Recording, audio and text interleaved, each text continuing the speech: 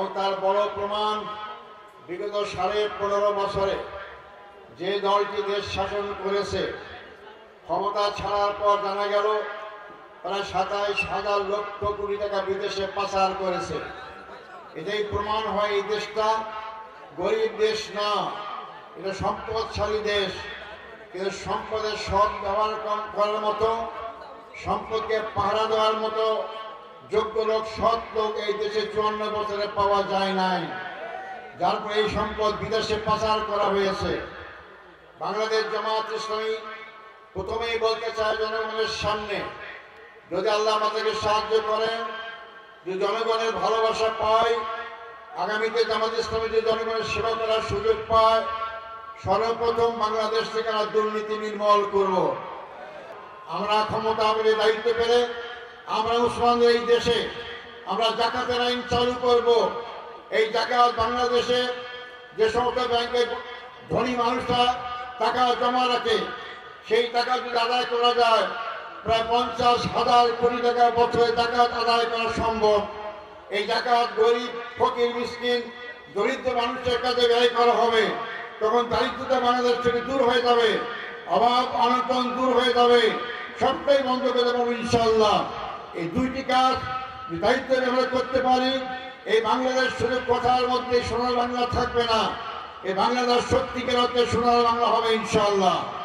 সংগ্রামী ভাই বন্ধুগণ, আমি এরপর বলতে চাই, আমাদের অনেক ভাই বলতেন জামাত ইসলামী ক্ষমতায় গেলে নারীদের কোনো স্বাধীনতা থাকবে না, তাদের ঘরের মধ্যে আবদ্ধ রাখা হবে, তারা শিক্ষিত হয়ে কোনো চাকরি করতে পারবে না। এটা সম্পূর্ণ ভুল কথা। মাসুদ সাহেব তাকে আপনার সামনে কথাই বলেছেন। আমি বলতে চাই, জামাত ইসলামী দায়িত্ব পায়, বাংলাদেশের নারী সমাজ সবচেয়ে নিরাপত্তা অনুভব করবে। তার সবচেয়ে বড় প্রমাণ ঢাকা বিশ্ববিদ্যালয় কেন্দ্রীয় ছাত্র সংসদ নির্বাচনে মুরব্বী আমরা জামাত ইসলামী দায়িত্ব পেলে বাংলাদেশের সকল প্রকার নারীরা সম্পূর্ণ নিরাপদে তাদের জীবন যাপন করতে পারবে ইনশাআল্লাহ। এই প্রমাণ জামাত ইসলামী দিয়েছে। অতএব মুসলিম ভাই, হিন্দু হোক, খ্রিস্টান হোক, বাংলাদেশ জামাত ইসলামী দায়িত্ব পেলে আপনারা সবচেয়ে নিরাপদ থাকতে পারবেন ইনশাআল্লাহ। বাংলাদেশ জামাত ইসলামীর আজকে জোয়ার সৃষ্টি হয়েছে, সারা বাংলাদেশে দাঁড়িপাল্লার জোয়ার। এই জোয়ারে ভীত হয়ে আমাদের বিরুদ্ধে আজকে জঘন্যতম হামলা শুরু করেছে। আসলে যারা পরাজয় নিশ্চিত জানে, তাদের মাথা ঠিক থাকে না, তারা আবল তাবল কাজ করে। এর মেয়েরা বিভিন্ন জায়গায় জামাত অগ্রযাত্রাকে থামাবার জন্য পুরাতন কায়দা বিভিন্ন হামলা করার চেষ্টা করছে। আমরা পরিষ্কার কথা বলতে চাই, আমরা কাউকে হামলা করব না, তবে হামলা করতে আসলেও 2 হাত নিয়ে যেতে পারবেন না ইনশাআল্লাহ। ভাই বন্ধুগণ, আগামী নির্বাচনে আপনারা ভোট কেন্দ্র পাহারা দেবেন। আমরা 24 পুরে বাংলাদেশকে নিয়ে যেতে চাই না। দিনের ভোট রাতে হোক আমরা চাই না, আমরা দামি নির্বাচন হোক আমরা চাই না। সন্ত্রাস করে, ভোট বাক্স দখল করে, অথবা ভোট বাক্সে ব্যালট ঢুকিয়ে দিয়ে আপনারা পরাজিতকে জয়লাভ দেখাবেন, এই দিন শেষ। আমি যুবক ভাইদের এই কথা বলতে চাই যে দাঁড়িপাল্লার পক্ষে ভোট দেওয়ার সিদ্ধান্ত গ্রহণ করেছেন, অথবা আগামী সিদ্ধান্ত গ্রহণ করবেন। আপনারা ভোটের দিন তার আগে থেকেই আপনারা ভোট কেন্দ্র পাহারা দেবেন। যারা ভোট বাক্সে ব্যালট বাক্স ঢুকাইতে চাবে অথবা ব্যালট ছিনতাই করবে, তাদের যেমন 2 হাত আছে, আমাদেরও 2 হাত আছে। এই 2 হাত দিয়ে আমরা মোকাবেলা করবো ইনশাআল্লাহ।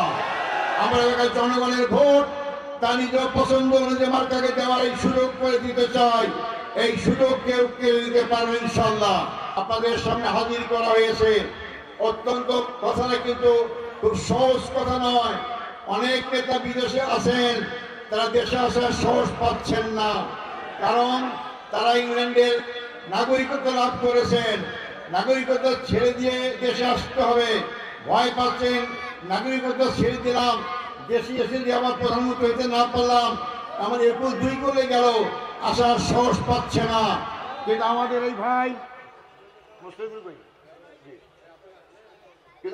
এই ভাই অবিশ্বাস্য সত্য, 30 বছর ধরে এত সুন্দর জীবন যাপন করেছিলেন।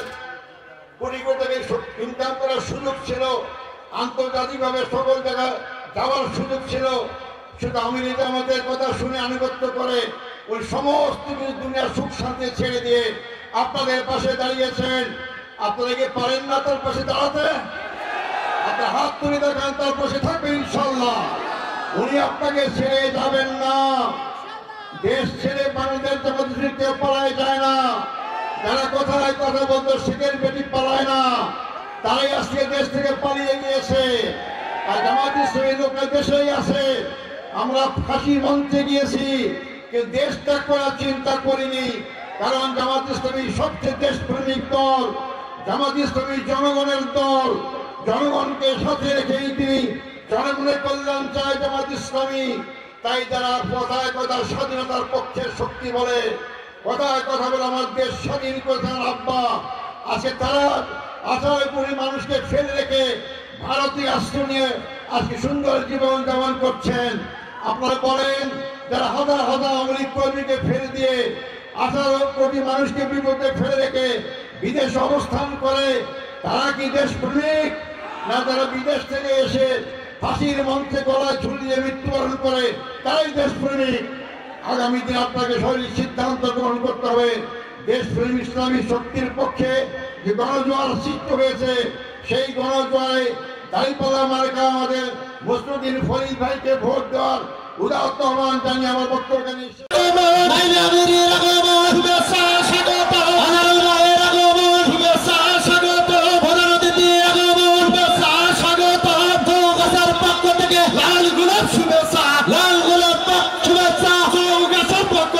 এখন একটি ইসলামী সঙ্গীত নিয়ে আসছেন। আসসালামু আলাইকুম ওয়া রাহমাতুল্লাহ। সাহস করে দাঁড়ালে আর একবার কায়েম হয়ে যাবে দিন। নয় নয় নয় আর কোন ভয়। তুমি ঘোষণা দিতে চাই, আসুন জনগণের মাঝে মেসেজ আমরা পৌঁছে দেই। আমি সকলকে ধন্যবাদ দিয়ে শুভেচ্ছা জানিয়ে আগামী দিনের জিগরগাছা পৌরসভা থেকে একটি বিশাল নিয়ে এসে পৌঁছে গেছে এই হাজার হাজার মানুষের মাঝে। সংগ্রামী সাথী বন্ধুগণ, এ পর্যায়ে আপনাদের সামনে সদস্য প্রার্থী জননেতা মাওলানা আবু বরাদ্দ বাড়ানো এবং স্বাস্থ্য খাতকে কিভাবে উন্নয়ন করা যায় সেটার জন্যে আল্লাহর মেহেরবানিতে আমি গত 1 বছর আমাদের যে উপদেষ্টা পরিষদ আছেন, এখন যে সরকার আছেন, তাদের সাথে মিলে আমরা কাজ করছি। ফরিস, বহুদিন হয়েছে বিদেশে তুমি আছো, এবার দেশের মানুষের খেদমত করা উচিত। আমার সুস্পষ্ট খেয়াল আছে, এই বক্তব্য শোনার পরে তিনি বাংলাদেশে আসলেন। বাংলাদেশ জামাত ইসলামী ইসলামী ছাত্র শিবির অহংকার মুক্ত থেকে আজ এই লক্ষ জনতাকে সামনে রেখে ডাক্তার মুসলিউদ্দিন ফরিদ আপনাদের প্রাণপ্রিয় মানুষ, নিরহংকার মুক্ত একজন মানুষ। আমাদের মাঝে এসছেন বাংলাদেশের তরুণদের প্রেরণা ডক্টর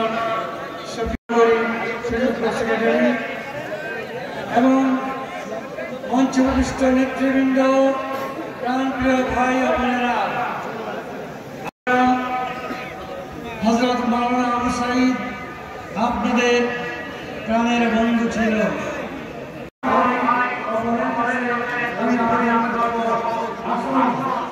আমাদের এই চাঁদাবাজিমুক্ত, সন্ত্রাসমুক্ত, মাদকমুক্ত উন্নয়ন ইতিমধ্যে তিনি এখানকার শিক্ষা প্রতিষ্ঠান কেন্দ্রীয় নির্বাহী পরিষদের অন্যতম সদস্য এই যশোর কুষ্টিয়া অঞ্চলকে করেছিলেন। হয়তো আর 2 মাস সুযোগ পেলে ফাঁসি দিতেন। আল্লাহর রহমত, তিনি বেঁচে গেছেন। জনাব ডক্টর মুসলিউদ্দিনের এই জনসভার সম্মানিত সভাপতি, আসসালামু আলাইকুম ওয়া রাহমাতুল্লাহি ওয়া বারাকাতুহু।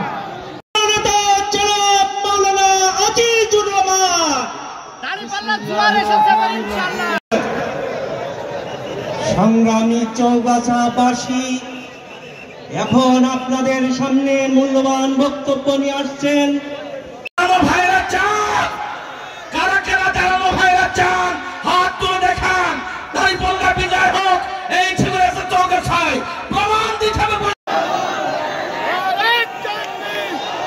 এসেছেন, একটি কথা বলে শেষ করি। চাই যদি ব্যবসা করতে চান চাঁদা না দিয়ে, যদি মৎস্যঘের করতে চান চাঁদা পাল্লার পক্ষে ভোট দিতে হবে।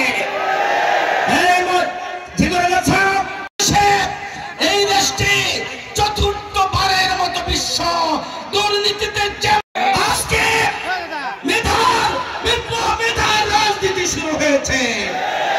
সেই রাজনীতি নির্মূল হয়ে নতুন কোটা সিন্ডিকেট সন্ত্রাসী ইসলামী জিন্দাবাদ। ভাইরা যারা দাঁড়িয়ে আছেন মেহরবানি করে বসেন ভাই। আমাদের সবাইকে ধন্যবাদ, মোবারকবাদ এবং জেলা জামাতের পক্ষ থেকে জেলার শ্রেষ্ঠ শিক্ষক ডক্টর জনাব শরীফুল ইসলাম সাহেবের ছেলে, যিনি যে নারী নির্যাতন এবং যৌতুক এটাকে আমরা সম্পূর্ণ এটা জিরো টলারেন্স, এটা ইনশাল্লাহ আপনাদের নেতৃত্বে বন্ধ করে দেওয়া হবে। তাই আসুন। আসসালামু আলাইকুম ওয়া রাহমাতুল্লাহ। সম্মানিত ভাই বোনেরা, হয়েছে বিদেশে তুমি আছো, এবার দেশের মানুষের খেদমত করা উচিত।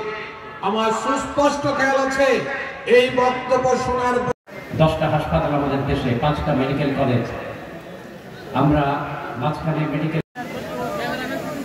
আল্লাহ যেন আমার জীবনের বাকি দিনগুলো আপনাদের সাথে সুখে দুঃখে থেকে যখন ডাক আসবে যেন আপনাদের মাঝে থেকেই চলে যেতে।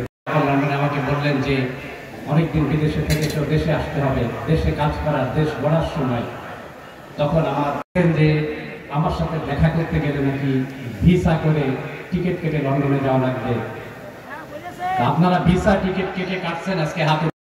ঢাকা বিশ্ববিদ্যালয়ে তখন আমরা নির্বাচন করেছি, কেন জানি আজকে শুধু ওদের কথা আমার মনে চলে আসছে।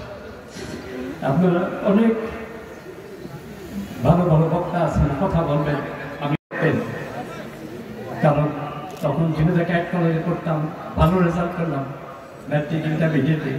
তারা নিজের ছোট ভাইয়ের মতো করে যখন শিবির ওপেন হলো 77 সালে, ব্যক্তিগতভাবে তারা আমাকে স্নেহ করতেন। তাই পাশে বসে আমি আজকে কথা বলতে পারবো কিনা জানি না, আমার মনে হচ্ছিল আমার মীর কাশেম আলী। বিসমিল্লাহির রহমানির রহিম। মঞ্চে উপবিষ্ট সম্মানিত সভাপতি,